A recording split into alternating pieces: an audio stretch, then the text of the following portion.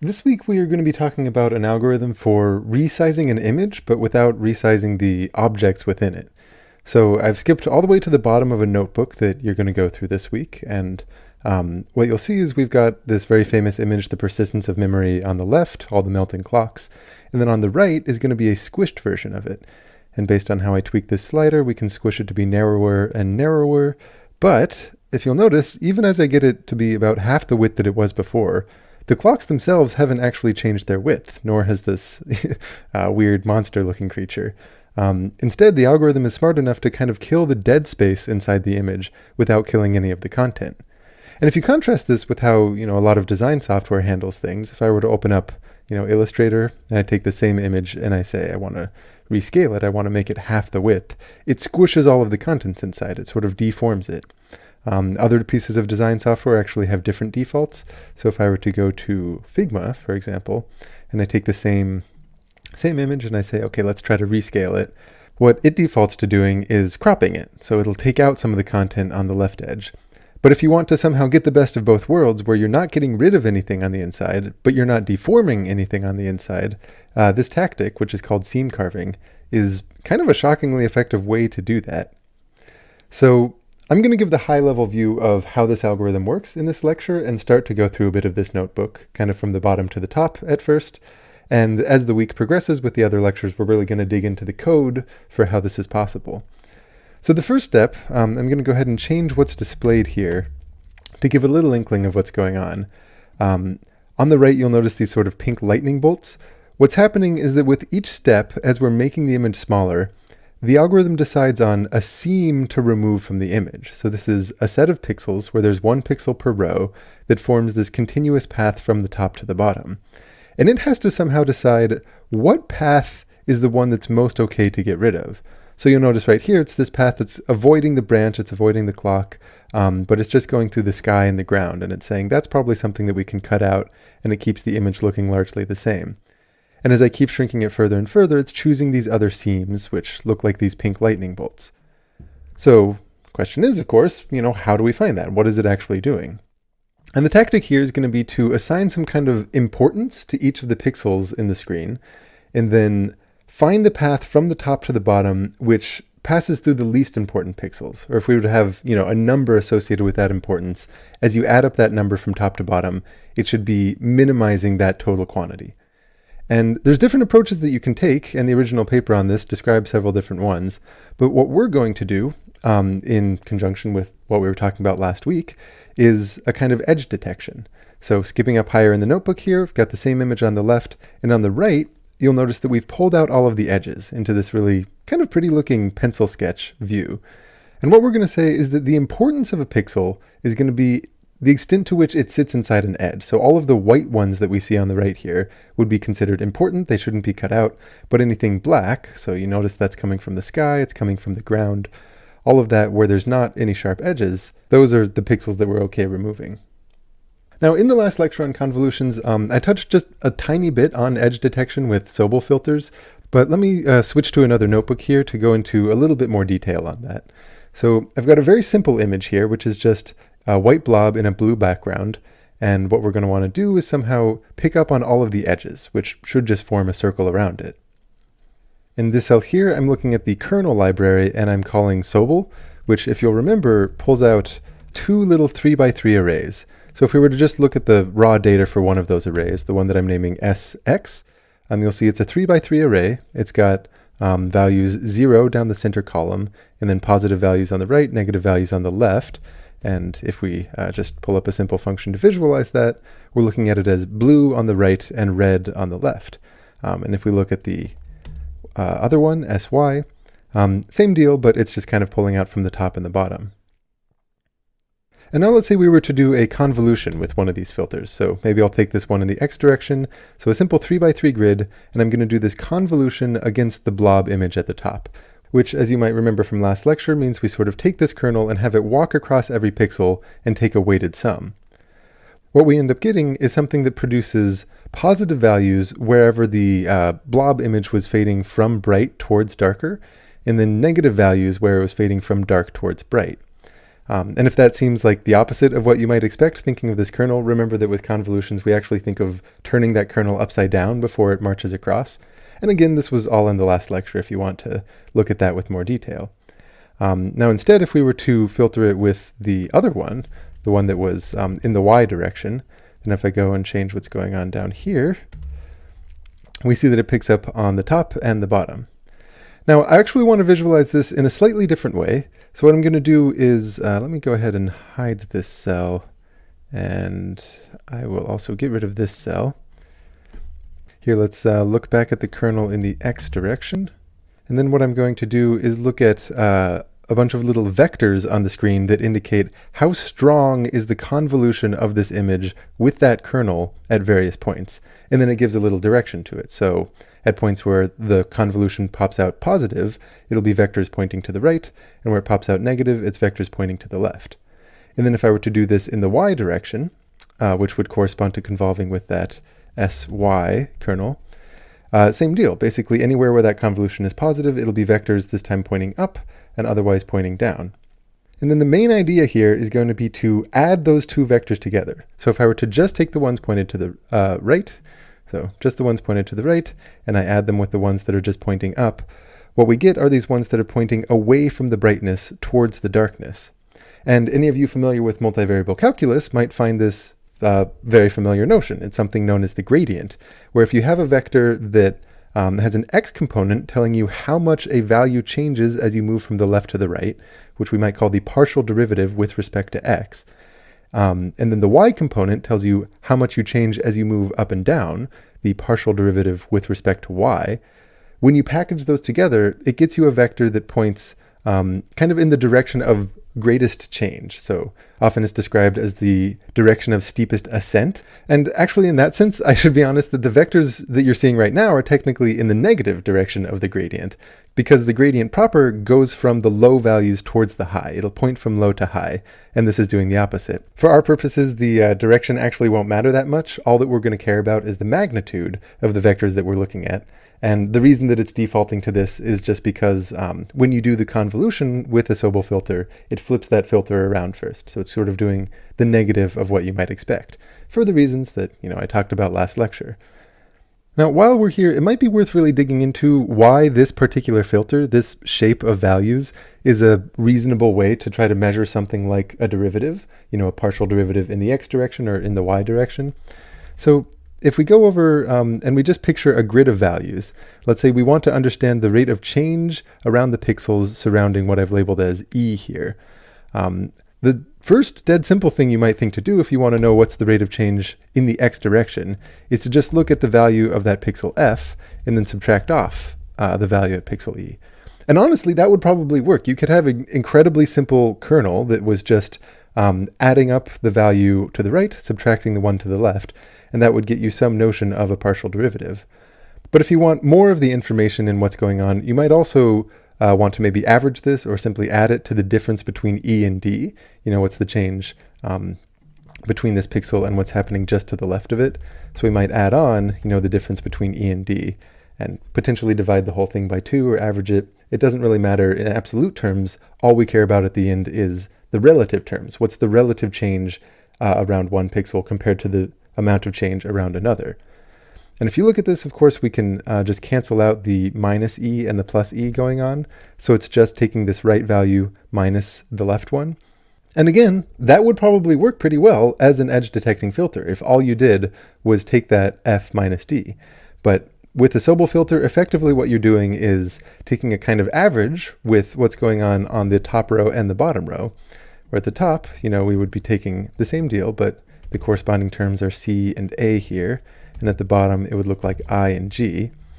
And really what a Sobel filter does is it gives more weight to this middle one, since after all, that's where the pixel we care about is. So it gives kind of half weight to the ones on the top and bottom, and then more weight to that middle one. And if you unpack what this is really saying in terms of where you add and where you subtract, it gets you exactly this shape that we were calling SX over here. And if you just look at its values, it's exactly what I just described. You're taking in that middle row something on the right minus the part on the leftmost, and then the top and bottom rows do the same but scale down by a little bit. The whole point here, though, is that when we use those Sobel filters to get a notion of partial derivative in the x, partial derivative in the y, and that gets us a gradient vector, if we just look at the magnitude of that gradient vector, and I'm going to plot it down here where white means a higher magnitude, black means a lower magnitude, what we've done is picked up on the edge of this circular blob. And this becomes a little bit more interesting if we take something that's different than the disk and we have, another very pixelated image like Mario in here. So here, again, we're doing the same thing where we have all of the rates of change in the x direction, we're adding them to all of the rates of change in the y direction. And then if we just look at the magnitude of those gradient vectors, it picks up on the edginess of Mario. And more than that, it tells us that the brightest pixels are the ones where there's a really sharp edge, and then the ones that are kind of a lighter gray are an edge, but ones that don't correspond to as much contrast. Now, digging into the code for what this is actually displaying, you'll notice that I've got a del x and del y being defined as the partial derivatives of this image.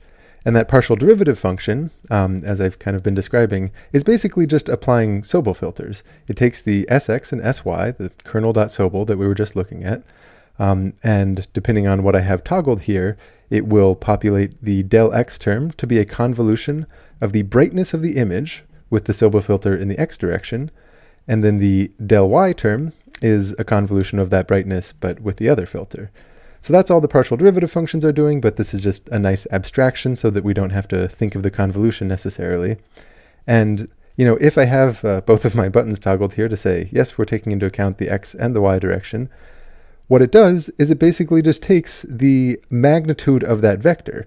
It takes the del x direction squared, the del y direction squared, and then the square root of all of that.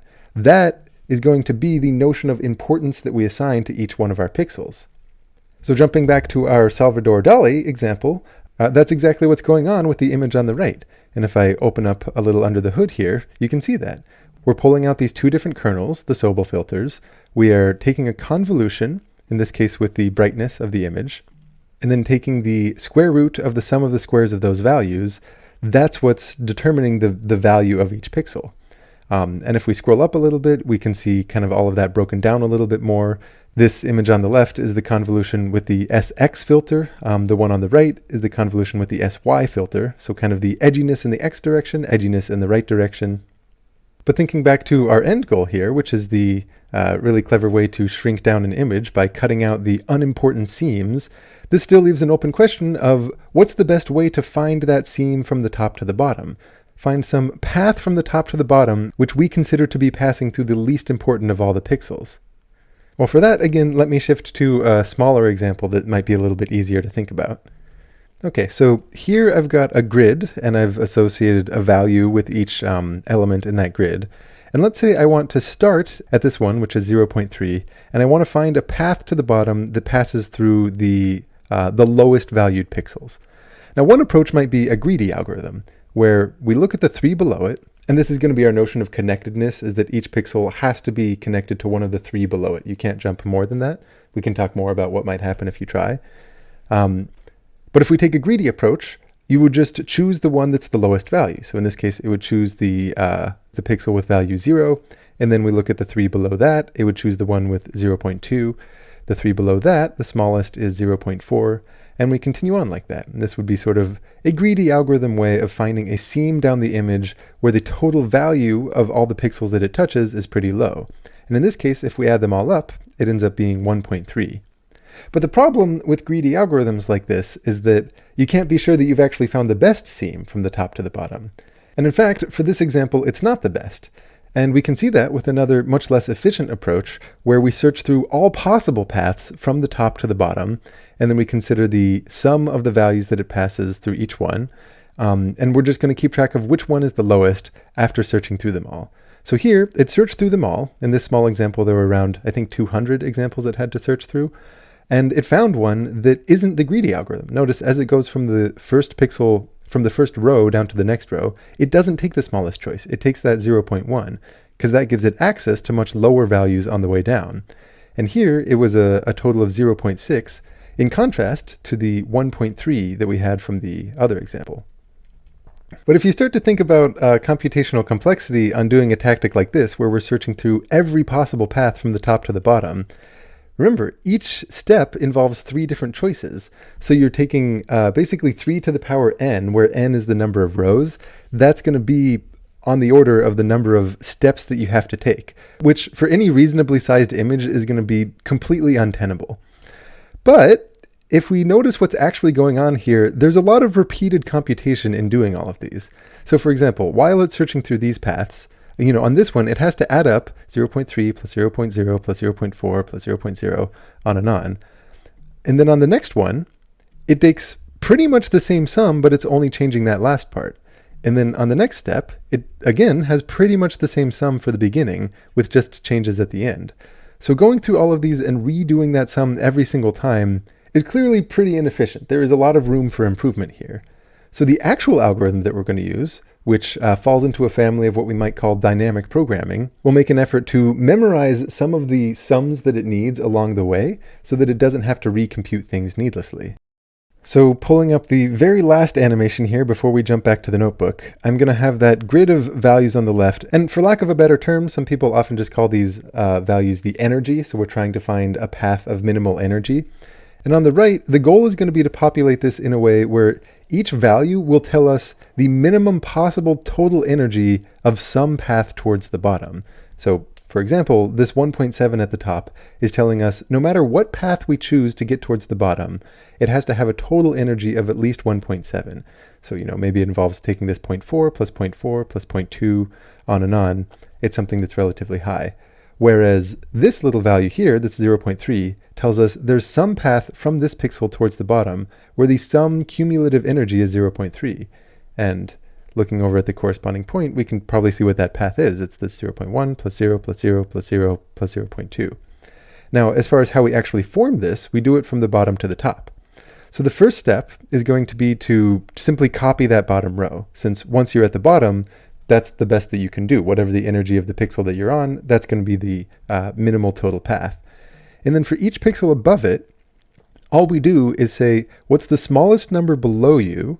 And then I'm going to add the new energy of the new pixel that I'm on, plus the minimal energy below it. So, maybe I'll scoot over to a more interesting example like this one, where it's got 3 possible energies below it, 0.2, 0.5, and 0.3. Obviously, the step that it would choose to take is to get to that 0.2, and to get the new cumulative energy, we take the energy of that corresponding pixel, which is 0.2, and that gives us that 0.4. And so that's how we fill out that row, and then we do precisely the same thing for the next row. So let me jump to another maybe interesting, this is a sufficiently interesting pixel. So this one, we see that it's got 3 choices for where to hop below it, and now it's not looking at the energy of the pixels below it, but it's saying, once I get to that pixel below me, what's going to be the sum total energy of the minimal path to the bottom from there? So in this case, the best option would be this 0.2, and then we add that to the value of the pixel, which is 0, and we get that 0.2.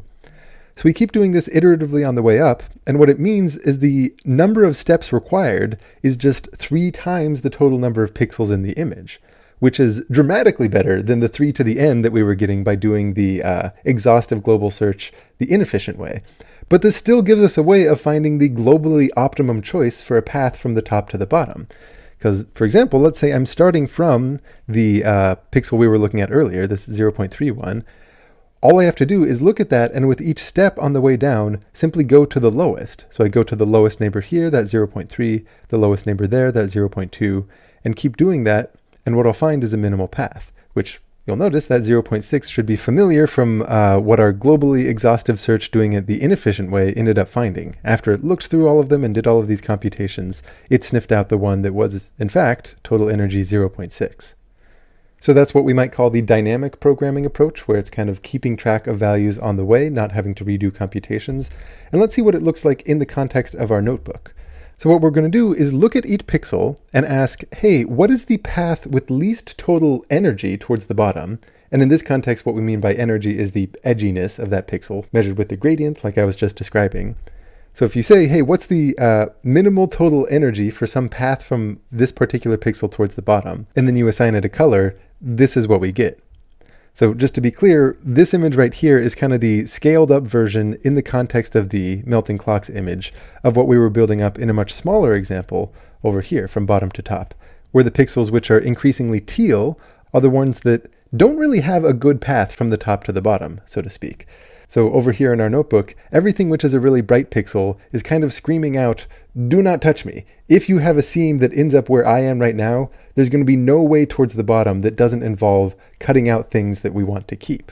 So if we, compare this to the actual image that we have, you'll notice that we get these kind of triangle shapes above all of the content. So above the strange monster creature here, we have these triangles, which is a way of saying, don't let a seam get into this point, because once it gets there, any path towards the bottom of the image will have to pass through something which is full of edges, something which has high energy, something that we don't want to get rid of.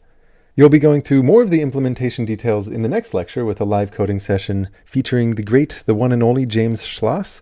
But for right now, let's actually take a little bit of a peek behind the hood to see what's going on in generating this array of values, which again is exactly what we were looking at with this animation over here, where we're kind of going from the bottom to the top, thinking term by term, building up values based on just adding the energy of a given pixel with whatever the minimal term sitting right below it was. But let's think through that in more detail. So we've got this function here, which is trying to find the least edgy path, the least edgy values for a given array of energies or edginess or whatever we want to consider E to represent here. So we start by creating an array of zeros with the same size, and then we're also actually going to keep track of the directions. So what direction should we step from each pixel to get to that optimal path? That actually makes it so that we can draw one of these seams. Now, if you'll remember, the very first step before we did any of the recursive looks was to copy whatever the bottom row in the energy matrix was over to this new one that we're generating. And so that's exactly what we do here. We take whatever that bottom row is for E, and we fill that into the least E matrix. From there, we have a loop that goes from the bottom to the top, and then we're going to go from the left to the right. And essentially what we're doing here is we're just finding the minimal value from the least E matrix that we've already been building, and then we add that together with the corresponding energy value of the original matrix. And then what we're also doing is keeping track of the directions. So for example, if we were to pop over here and we imagine while we're populating this, we're populating, let's say, this pixel here. So it looks at the 3 below it, it sees that 0.2 is the smallest one. We want to remember that that's the direction it's going to walk. And so here we're going to assign an index of -1, 0, and 1 for the 3 possible directions that you can step as you go down. And we're filling out this matrix of directions, what we're calling DIRs. And what this line says is essentially fill it either with a -1, a 0, or a 1, depending on what the minimal value that we found was. So once we've built up this matrix of directions, we could actually visualize it with a bunch of little arrows if you wanted. So this is what comes out from a sub-portion of the Salvador Dali image, where we're stepping either a little bit down to the left, a little bit down in the pure direction, or down to the right. And that effectively is the same as having seams for our image. So over here, we've got another little slider, which is basically telling us what is the best possible seam from a given pixel on the top towards the bottom.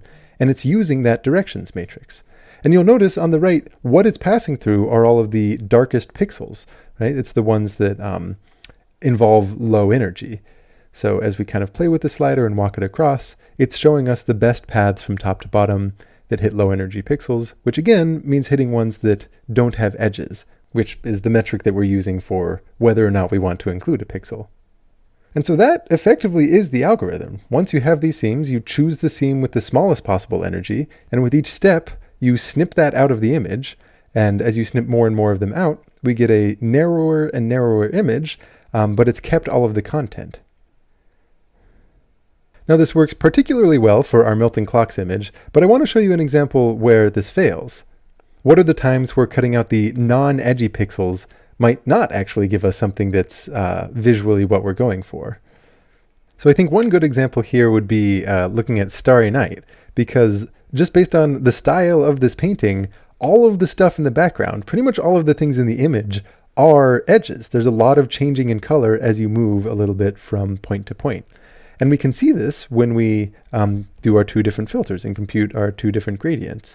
In this case, it's just tons of edges left and right. And when we put them together to get our pencil sketch, we see that the background, the sky, is full of whiteness. It's full of high energy things that we would potentially not want to remove. So when we build up that matrix with our dynamic programming approach that says, what should I not be touching? Almost everything in the sky in that actual background, it seems to want to avoid. And the one region that it seems okay going through is what actually sits more in the foreground of the image, this sort of bush figure. And when we actually apply the seam carving, you can see that in action. We can see how the slices that it wants to take out disproportionately include that dark foreground image simply because it has fewer edges than a lot of the things in the background. So for something like this, the performance, it still produces something pretty, but maybe it's a little bit less impressive if our goal is not to distort the objects within the image.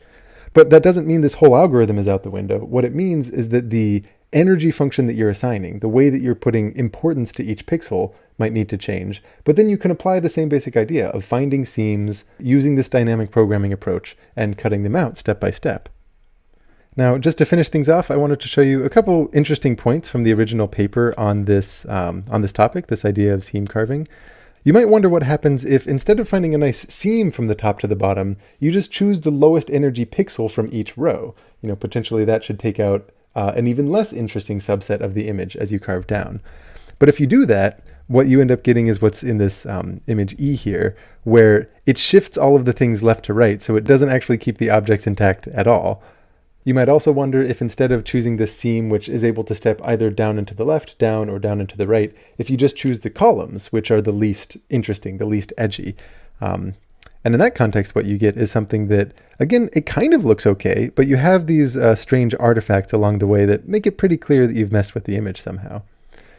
But I think the most fun thing from this paper was when they talked about potentially extending it, where let's say you have some kind of image where you want to get rid of part of it. And in this example, presumably this was someone's ex-girlfriend or something like that, and he wants to remove that part of the image. Well, if you have any kind of user interface that lets you manually assign low importance to some of the pixels, which is to say low energy to some of the pixels, so you might go and manually decide which part you want to remove, and maybe assign high energy to parts that you want to keep, like the original person in here, then if you do that same seam carving idea and you shrink the image down, it will get rid of the specific subsection of the image that you want it to, and still leave it looking pretty similar. It doesn't really seem like there was a sharp cut that happened in this one, which I found kind of an interesting application. Okay, so that's it for today. And then in some of the other lectures, you're going to look into more of the implementation details behind this, and also how to make it run as efficiently as you can. Where's the low-hanging fruit there?